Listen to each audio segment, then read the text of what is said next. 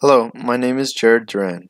In this video, I will be discussing Zeynep Tufekci's book Twitter and Tear Gas. This book has great importance because it is one of the best analyses showing the impact that social media platforms like Twitter and Facebook have had on networking and protests, while using the Arab Spring as an example.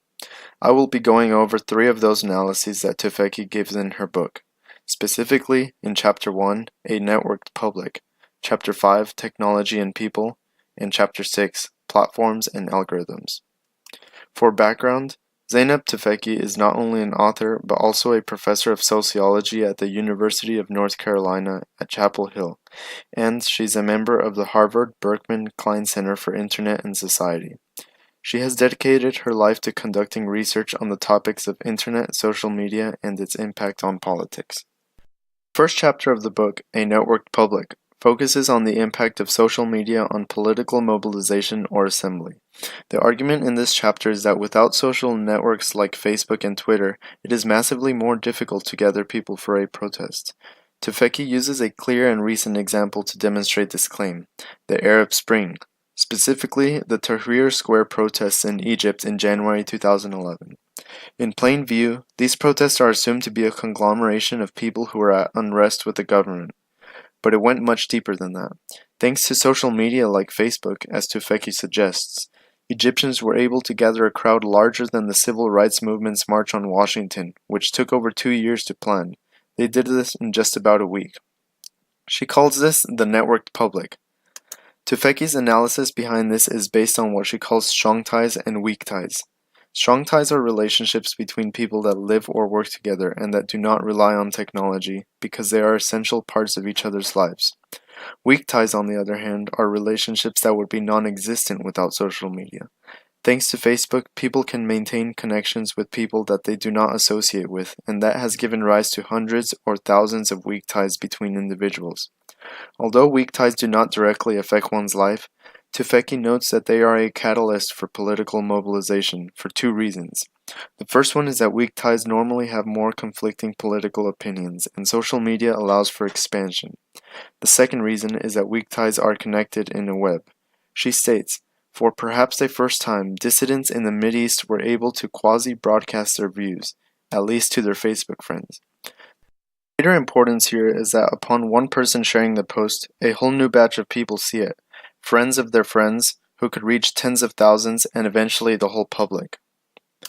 Chapter 5 continues on exploring the benefit that social media had on the protests, but Tufekci jumps into a deeper analysis. In this chapter, she discusses the role that social media had on the protests or movements and their development. Obviously, it allowed protesters to reach more people. Were these networks just a tool, or were they the driving force? She concludes that they were a tool, a great one. Without these tools, the protests would have still occurred, but it was here that they showed what a great difference they can make.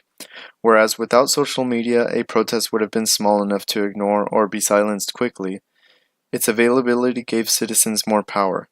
Tufekci states that it changed the landscape of the protests because with more leverage, they had more control over the result of the protests. Social media gave protesters a level of power that they had never had, and more importantly, it gave each individual a voice that had the potential to be heard. The final chapter we will be discussing is Chapter 6, Platforms and Algorithms. This chapter provides a sort of counter-argument to the belief that social media platforms are tools with no faults. Tufekci shows that this is not the case because unlike a free speech public square, there are no guarantees that you will be allowed to keep doing what you are doing. This problem arose after the development and rise in popularity of the internet. Whereas thoughts on the internet were first transmitted across message boards and personal blogs, that all changed upon the inception of commercial platforms like Facebook and Twitter. Tufekci notes that although they are seen as online public squares, these are private companies that pose the threat of policing thoughts. These companies are capable of censorship of ideas they do not like, and their own algorithms decide what people see on news feeds. The algorithms can work negatively in two ways. In one way, they could promote confirmation bias by showing users mostly things related to what they are shown interest in. Contrarily, it has the capability of promoting radical arguments because they have high interaction. In conclusion, Tufekci's work on the impact of social media and politics has been widespread, ranging from its benefits to its dangers. The three ideas that we discussed in this video can be summed up in 3 points. 1. Social media promotes weak ties that allow for the creation and expansion of a networked public. 2. Social media networks are a powerful tool for protesters to mobilize and gather people, as well as to be heard in the first place, as seen in Egypt. Lastly, social media poses some dangers to free speech because as private companies with unspecified ways of distributing information, they are fully capable of trying to mold the network public to their liking.